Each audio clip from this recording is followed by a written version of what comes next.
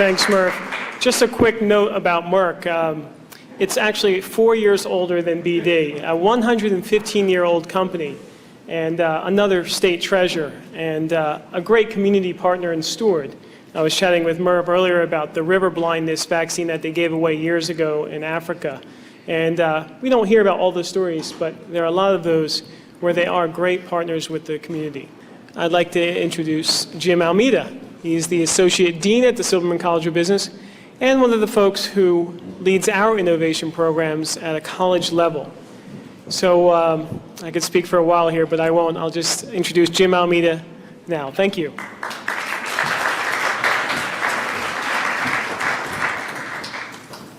Good morning. I'm delighted to introduce you to Robert Hugin, the President and Chief Operating Officer of Celgene Corporation. I promoted you there. It's not only the largest biotech company in New Jersey, but one of the top biotech companies in the world. Celgene is presently launching its innovative cancer therapy drug, Revlimid, that has been recently approved in both the United States and Europe. Over the next 5 years, Celgene plans to bring the clinical benefits of its unique science and breakthrough therapy to cancer patients in nearly 100 countries who are suffering from such incurable blood cancers such as multiple myeloma and myelodysplastic syndrome. I think I got that right. But Revlimid is just the beginning of the Celgene story that is turning science through innovative solutions and changing the practice of medicine worldwide. Bob joined Celgene in June of 1999 and has been a director of the company since December 2001. He also serves as a director of the Medicines Company, Atlantic Health Systems Incorporated, and of PhRMA, a national nonprofit network dedicated to helping homeless families. It is a real pleasure to welcome Bob Hugin. Thank you.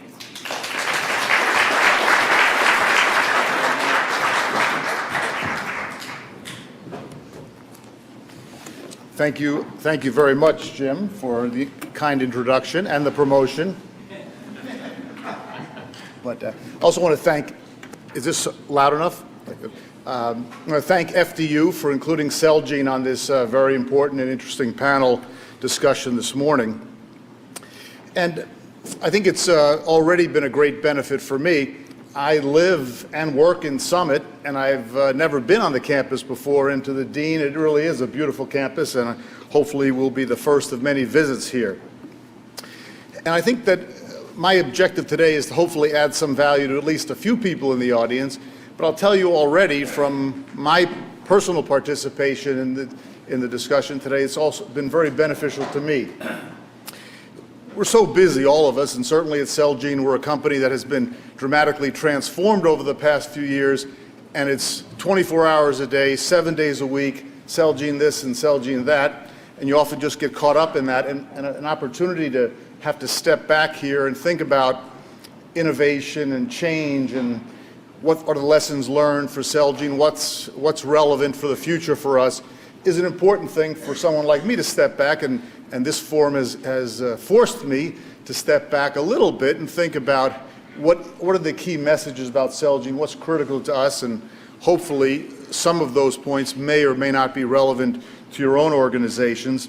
And also, it's been a very interesting and educational morning already, listening to Ed and to Merv talk about some of the opportunities and the successes they've had, some of the challenges they've had to deal with, and the way they're dealing with them.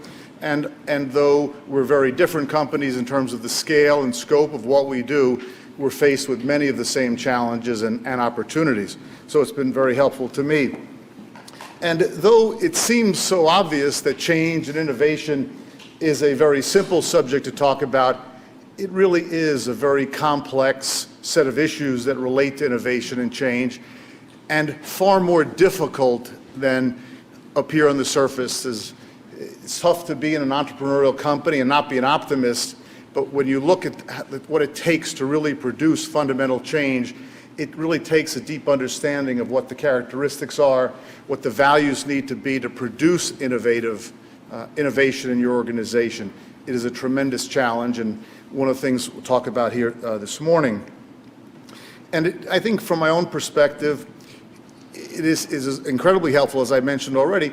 I try and spend 30 to 40% of my time talking to people at Celgene, listening to people at Celgene, and helping articulate and communicate what it is we want to be, and what messages and what values we have to bring from the past, what changes we have to make to produce the type of aspirational results we desire for our company. So the whole concept of change is fundamental to the growth and the sustainability, the health, and the achievement of aspirational goals for any organization that wants to be dynamic and make a major difference in the markets that we all deal with.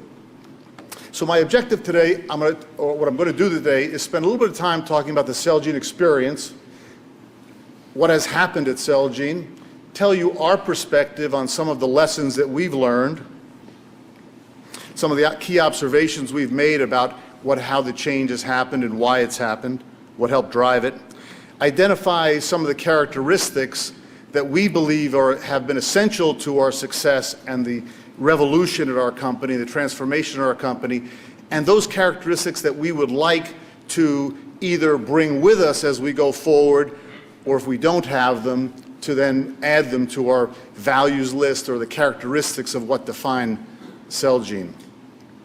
And I think it is a good case study, Celgene, because it has been transformed so dramatically over the past 10 years, and we have made tremendous, numerous, spectacular mistakes, and there may be opportunity for you to understand some of those mistakes and what we've done and what we have not been successful on, and hopefully that in your own organizations you wouldn't make the same mistakes, and hopefully some of the messages will resonate. But before I do talk about Celgene, I do want to take just a minute or two to tell you that I think that innovation in healthcare is under attack in this country and around the world. It is the fundamental concept that innovation in healthcare is a good thing is being challenged, that basic concept. And there's some very good reasons why it's being challenged. Globally, we're faced with very significant demographic trend changes, aging populations, which produce the need for more and more health care as people get older, larger percentage of the population. You think, and you hear about the statistics of what percentage of our health care budgets are spent in the last years of people's lives. So countries, organizations, companies, families, every element of society around the world is faced with the challenges of the population issues that we're talking about, which produce economic challenges and prioritizations that need to be made and trade-offs that need to be made both in companies, in families, in governments, in overall in societies. It is a very challenging environment. It's a great opportunity. You heard from Merv and Ed about the changes in the world and the democratization of drug discovery, and it's something that we have been a great beneficiary of at Celgene. It is the age of biology where the whole mapping of the human genome and proteomics have produced the opportunity to make transformational change in medicine. But it's unclear whether societies have either the courage or the willingness to make the trade-offs to fund the short-term costs of new and better health care. And the issue or the message that I hope to leave you with about this issue is great changes have been made in healthcare, and we are lucky to live in America.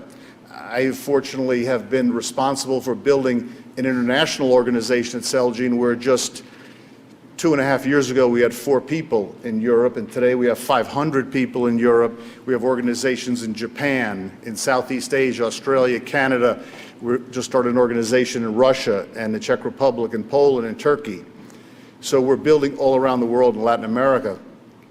And I now have such a much more insightful perspective about healthcare, and I understand the difference in how the French think about innovation, which is a country that if you have family or friends, it is a good place to be treated, versus As a former Marine, I've always had great admiration for the British and their support of America, but when you think about healthcare, it'd be one of the last places I would want to have a serious illness in. The decisions and the trade-offs that are made there are very different than those that are made in the United States and in France. And Canada is a bit in that same boat.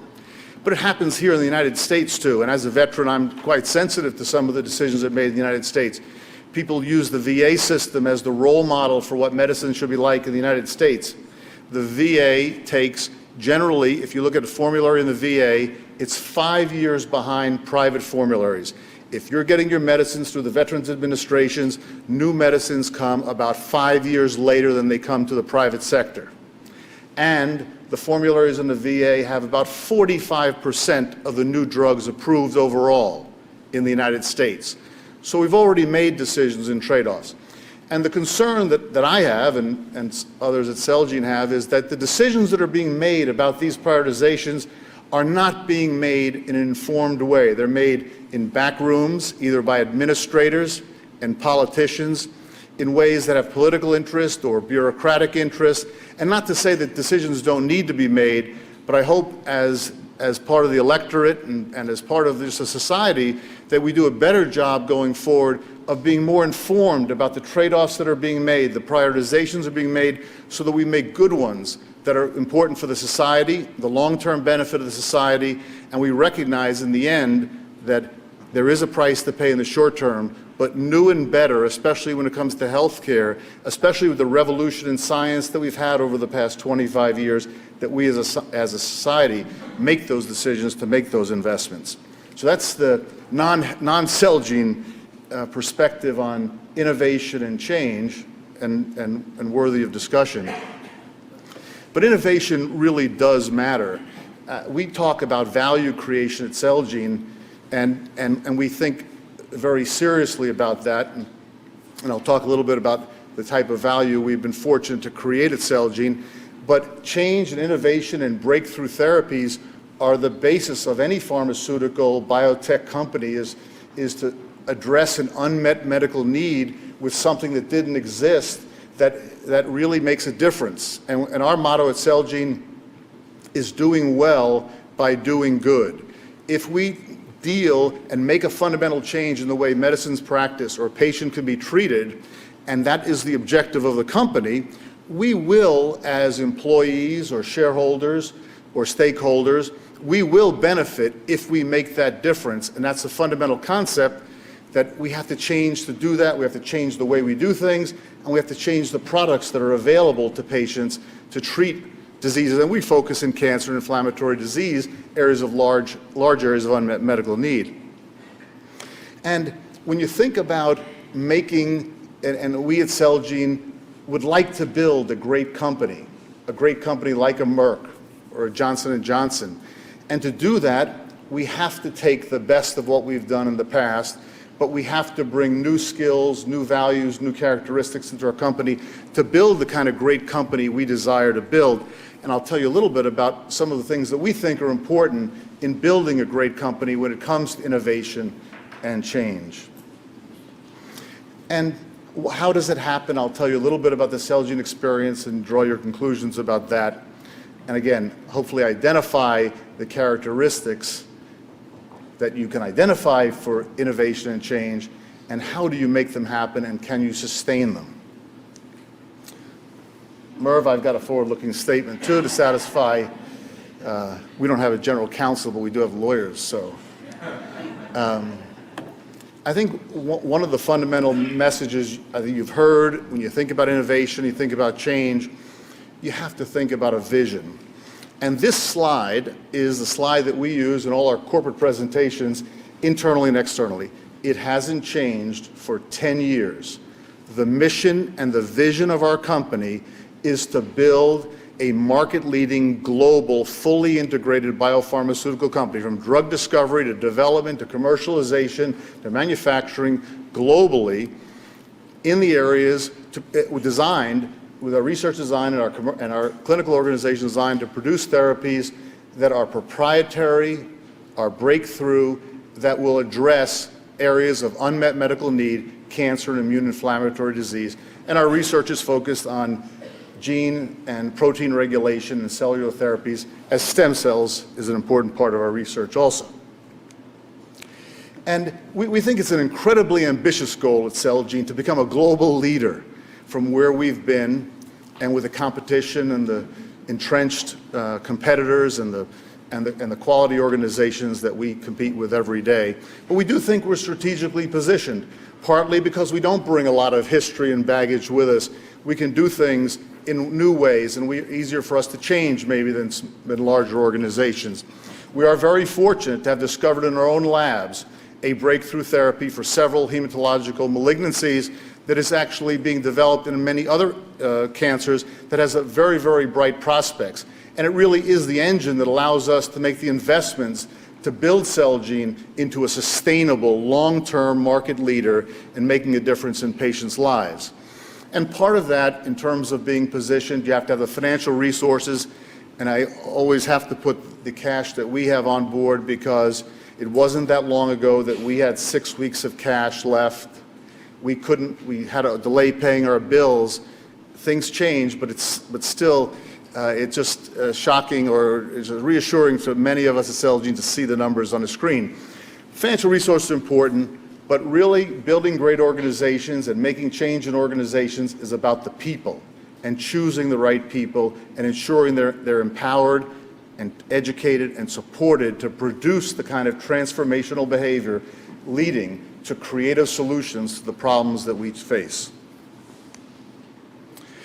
And the recent developments, I think, at Celgene support that we're making good progress in becoming the kind of market leader we desire to be at Celgene. And we recognize, like Merv, we can't do it all alone, especially Celgene when we're just a tiny little company compared to the kind of major players in the field that we face. We spent a few $1 billion to acquire a company that had a very similar culture to ours, committed to making a difference in patients' lives in hematological cancers. And I thought it was a great question early on about when you do an acquisition, and Ed talked about maintaining the culture of that.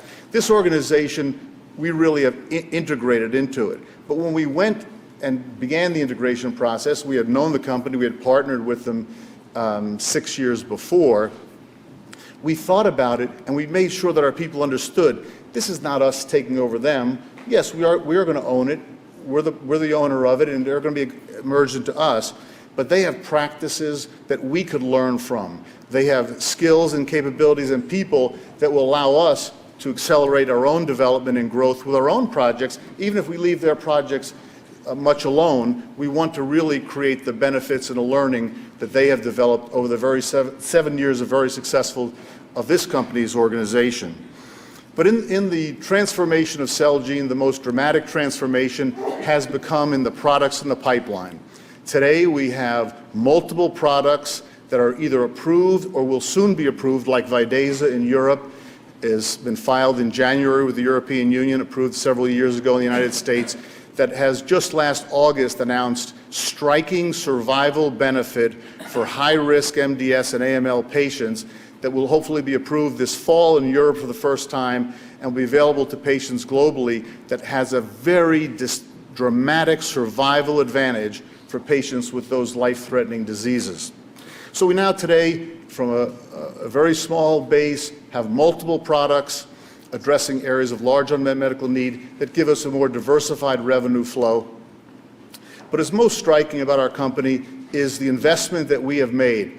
In our early days, in the first half of this decade, we invested more than 40% of our revenues back into R&D every year, where today, as the revenues grow, we're still in the 25 to 28% of our revenues going back into R&D. And the result of that is what we believe to be one of the most robust pipelines in the hematology oncology space, with numerous late-stage programs designed to make a difference in patients' lives.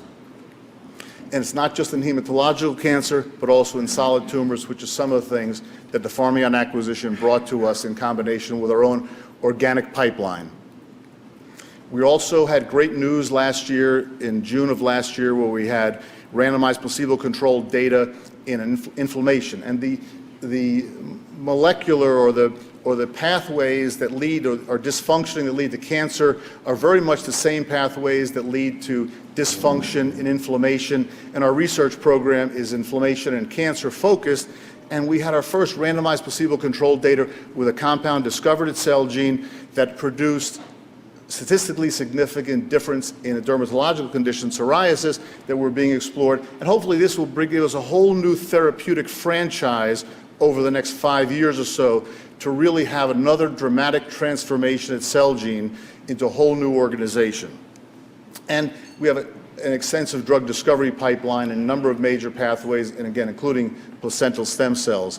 And the other major transformation of Celgene has been the global nature of it, where just 2.5 years ago, we were a US-only company.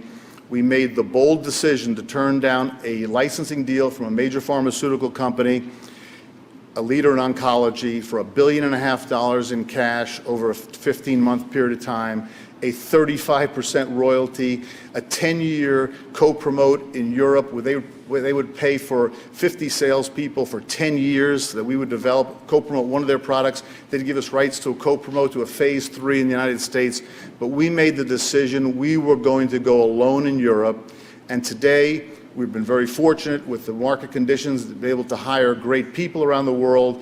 We've made that fundamental strategic decision to become a global company through our own organization, which poses its own challenges to provide innovation and change around the world. And so it is, over the next 5 years, we expect to have operations in 90 to 100 countries. But to give you a sense of the reason why we're so excited at Celgene, and we really do believe it's just the beginning, we only look back to 1999, happened to be when I joined the company, but I wouldn't correlate the performance of the company with my tenure, but just coincidentally, I remember these very clearly. We were a tiny company that was a survival company. We were one of the top 10 companies on the survival index on all the biotech. Who were the 10 most likely companies to fail and go out of business? And we were always in the top 10 of that list. Well, we had 6 weeks of cash when I joined the company. We had access to very dilutive financings, but it was a very challenging environment. We had a market cap of about $250 million, and in those 12 months, we had revenue of $14 million. And obviously losing a considerable amount of money despite the great $14 million of revenue.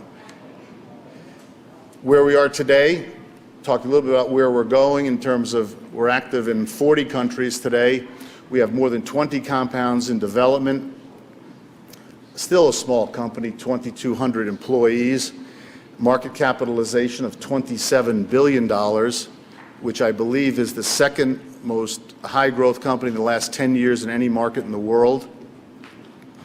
And the prospects for our growth are very significant, with very significant revenue and EPS growth projected by analysts over the next 3 to 5 years. So it's a totally different environment, which has both positives and negatives at Celgene today from just a few years ago.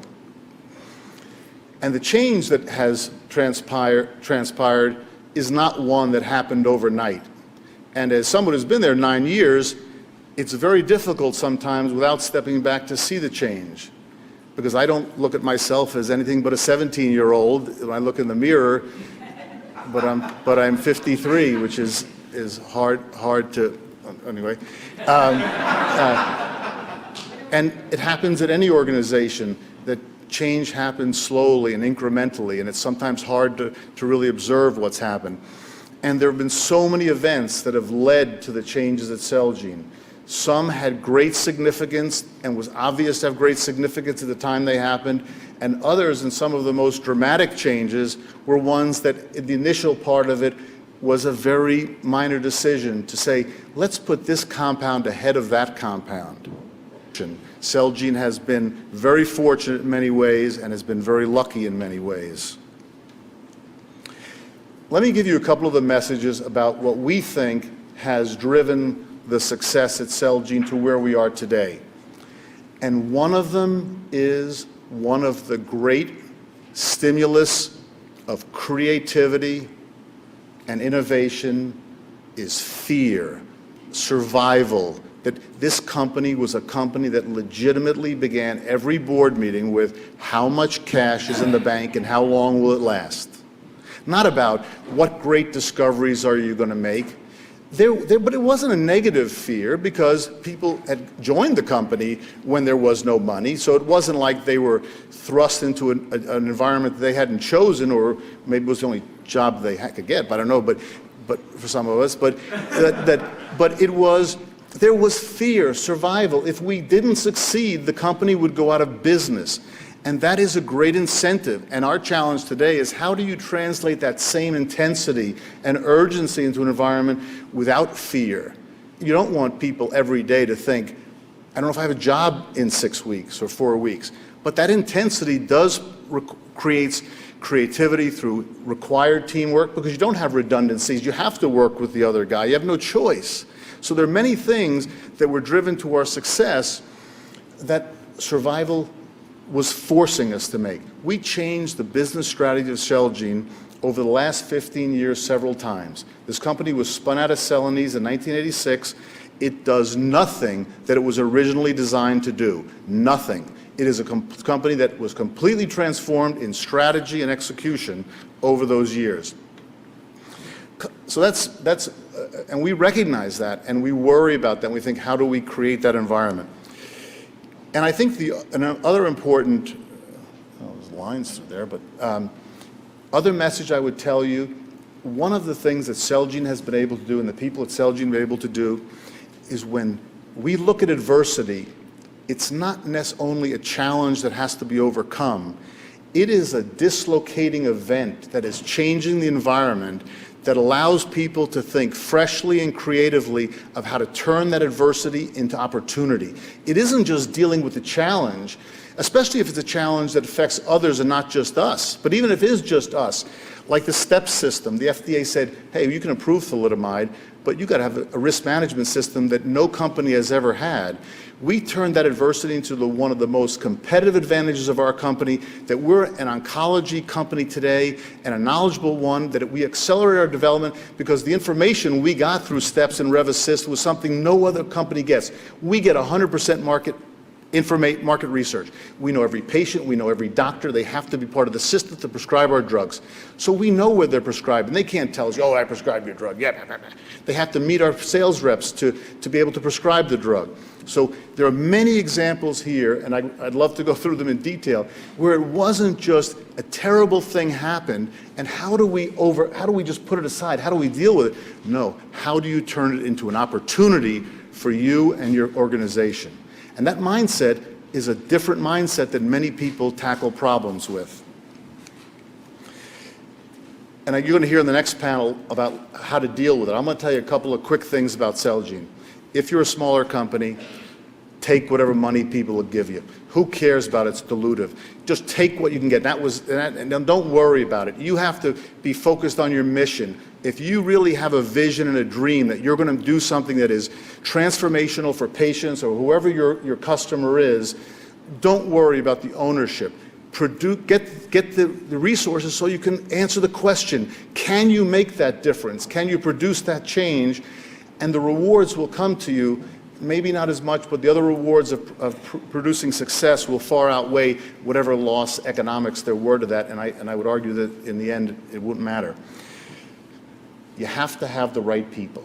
You have to have the right people because change is hard. People are naturally resistant to change. You have to fight hard to change them. Some people are more difficult than others. Having the right people is great. And the other message and lesson that we learned is, do you want to be mediocre or do you really want to produce superior results? You can't produce superior results by setting average goals. You have to set aspirational goals. You have to expect outstanding performance from people is the only way that you'll possibly achieve or obtain those objectives. A couple of quick characteristics and the things that we at Celgene would like to be. Some of these characteristics we have, but we know we need these characteristics. We always talk about our vision, because that's what engages people. People want to be paid a fair wage, they want to be rewarded, but they want to be part of an organization that makes a difference. So the focus on that vision is so critical. And we're fortunate to be in the pharmaceutical industry because our goal is a great one, to make a difference in patients' lives, but you can never put anything ahead of that. There has to be, every meeting has to start with that vision that has to be, people have to be understand and be passionate about.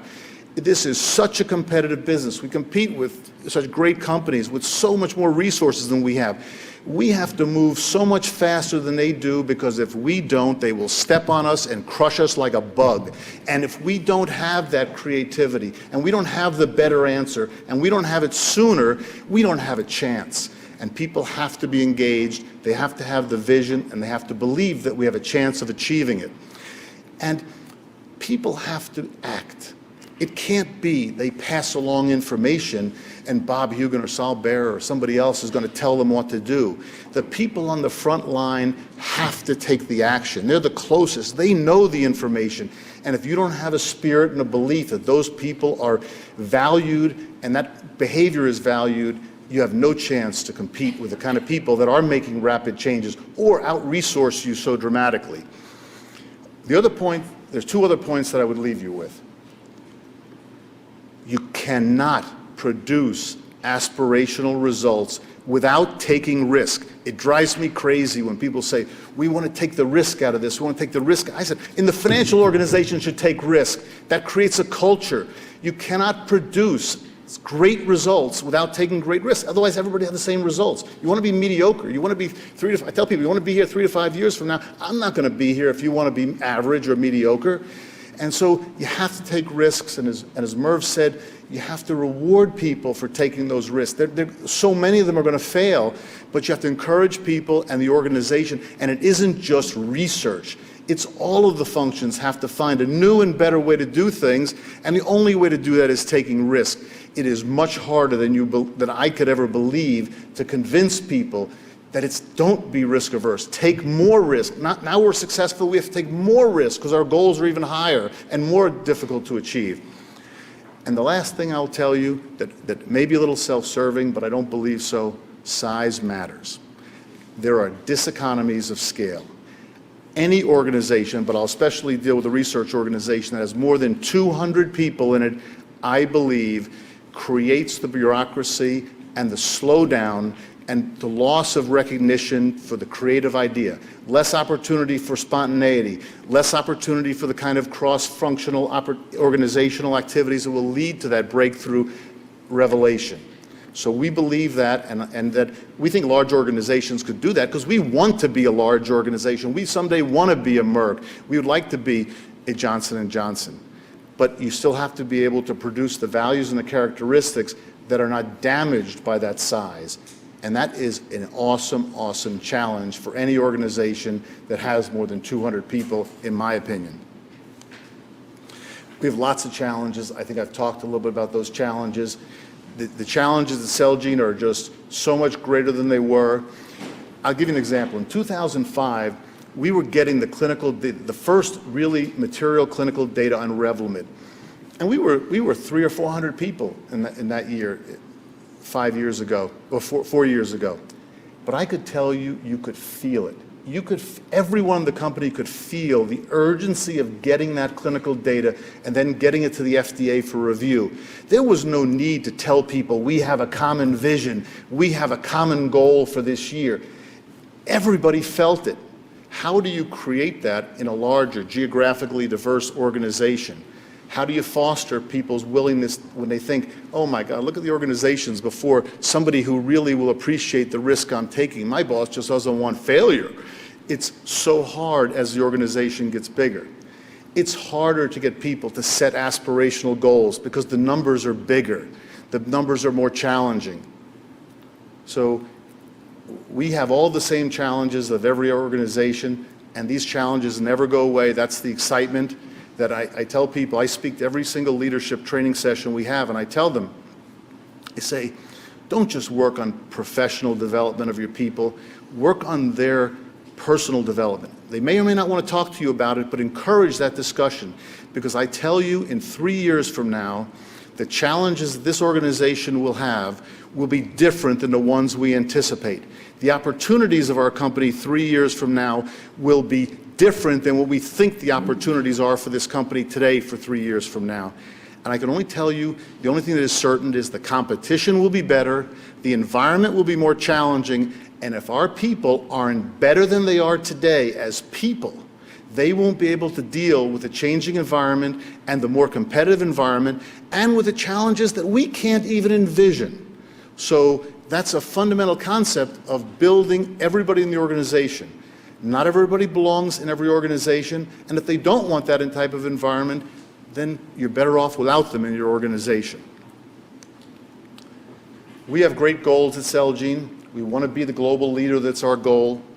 And I think the way to do that is to be committed to the vision of doing well by doing good and making sure that everybody comes with us and is a part of that achievement. So thank you very much, and that's the formal section.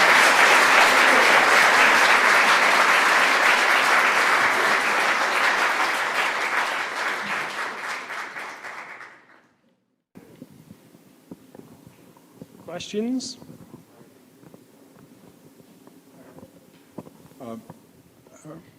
Bob, could you tell us, first of all, your comment about the aspirational aspects of the company and the passion and commitment? Eventually, or you're trying to get bigger. How do you keep those same goals when you reach 1,000 or 1,500 employees? We're at 2,200 now. 22. Well, how do you keep it going as you get bigger, which is obviously something you're attempting to do eventually? And that's one question. The second is, do you have an opportunity to test these products in Europe more quickly and more effectively than in the United States? I tell you a little story about aspirational goals. We had an analyst day in 2003. And in those days, there were three sort of folks that ran the company, John Jackson, Sal Bear, and myself. And we ran as a partnership and for 7 years and became great friends. And it was an incredible experience. We're doing the analyst day to tell them about some of the changes in the company. We brought in a stem cell company and some of the other things to go a little bit more into the research than you can do in a normal meeting. And John Jackson was giving the final slide, and Sal and I hadn't really reviewed the slide completely. And he said, in 5 years from now, and our revenue in that year, 2003, would have been about $200 and something million, $220 million, something like that. And he said, in 5 years, we're going to have revenue of $1.5 billion. And Sal and I were standing in the back of the room going, he's going to be retired by then. He's got to be. There's no way. There's no way he's going to $1.5 billion. So in 2007, we had over $1.4 billion in revenue. And this year, we'll do north of $2.whatever billion in revenue in 2008, when the goal was $1.5 billion that we thought was unreasonable, unreachable, and scary. Besides that, so I think the issue for us today is have corporate vision, have corporate objectives, but make sure that every organization, whether it's 3 people or 300 people, and hopefully not 300 but 200, that they have the same set of aspirational goals and that are aligned with the goals of the company. Because I tell people in those same training sessions, you don't need to work here. There are lots of other jobs. I don't mean in a bad way. I don't want anybody to leave. But if you don't believe that you can have an impact on your organization and your organization is going to have an impact on the results of this company, you shouldn't be here.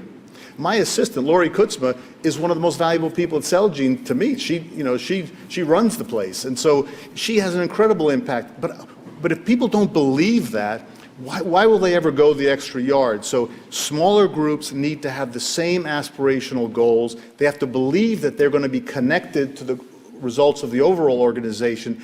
But that isn't something that can be driven from the top. everybody has to believe that and want to have goals in their group that link them to the overall goals and success of the company.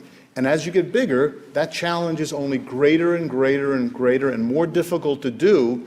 But I would argue that a company shouldn't exist. It should be sold. It should be broken up. And I think that's what you'll see, as if companies cannot produce sustainable, value-added creativity and innovation, you got to ask the question why, and fundamentally deal with that problem. And so I think that's the only answer I have is that's our only hope, is that we can create that in the smaller groups, but yet keep the connection with the overall mission and objectives of the company. The second question about Europe versus the United States is a very complex one, and I think it's very case-specific. We have circumstance where we have a drug that is approved in the United States, and we're still not approved in Europe, and we are still fighting that, but it doesn't look so good, but we're hopefully going to be successful in the end. We have other situations where the U.S. is much more accommodative, but we do view the testing of our drugs as a global exercise, and that's one of the reasons we made the strategic decision. And one of the things I think that when you look at companies, at least for me, when I look at a company, I say, listen, they can screw up a lot of things if they get the big picture right, they make the big decisions right. And the decision to go alone around the rest of the world, and we have an organization in Japan, we're taking it into Japan ourselves. And that, so from a development point of view, it has to have a global perspective on it. So, but you then have to have the local connection, but it's going to be different. I don't see from a regulatory point of view a fundamental disconnect between the FDA. The FDA and the EMEA in Europe have all challenges of resources, attracting good people, and it is part of that slide that I began the discussion with about innovation in healthcare under attack. One of the ways to reduce costs are to approve drugs slower. It's not an intentional thing, but when you resource the regulatory bodies with less people, less quality people, that's a natural outcome of that. When you have regulators that are focused on a budget, they're going to not allow the use of drugs and other indications, et cetera, and they're going to prevent reimbursement to happen. So the attack on innovation in healthcare is a very insidious one that is not done in an open forum. It's done very subtly behind the scenes, but is very damaging to the, in our opinion, to the acceleration of the potential developments in exciting new changes in healthcare. Hi. What do you think the major trends that will impact pharmaceutical marketing, in particular large molecule marketing, will be in the next several years? You know, it's a very complicated question, and it has many different answers. I would just, I can only tell you about the Celgene experience, and that I think that to be successful in our business, physicians and patients need to know the data, because oncology is a data-driven business. How does this drug work? How should it be used? What are the potential results for my patient or me, et cetera, is very important. But the regulations are very clear as to what you can and cannot do. The concern is that you'll have regulators deciding it and telling doctors that, doctors, you're not smart enough to understand BS from good data, and in some cases, that may be true, but I'm more of the positive person that says somebody went through medical school, somebody's practicing in this field, they should be the expert as to the decision maker with the patient and what's best for that patient.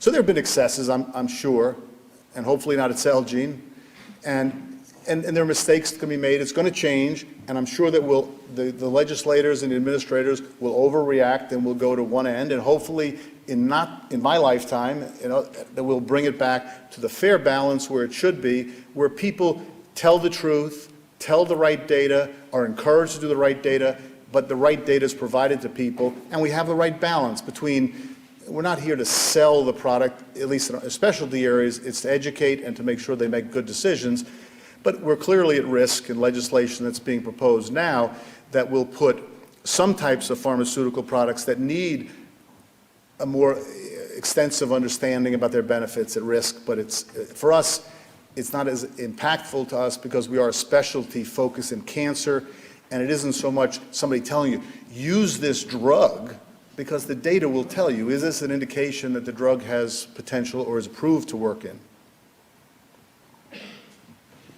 To get the right people for innovation, do you find that you are having to reward them differently? You talked about people want to be rewarded. So to reinforce the Celgene innovation, is your programs differently? Yeah, I mean, today we have a very different set. When it was everybody on one hallway where you'd walk down and say, what a great, you know, that the reward was instantaneous and personal. And so we hope to maintain that feeling, but we recognize that we have to be a little bit more institutionalized. So we have many programs that are designed to both recognize a specific achievement, recognize the potential and a behavior. So we have the John W. Jackson Leadership Award that we give to somebody at a manager level to say, you did this over this period of time.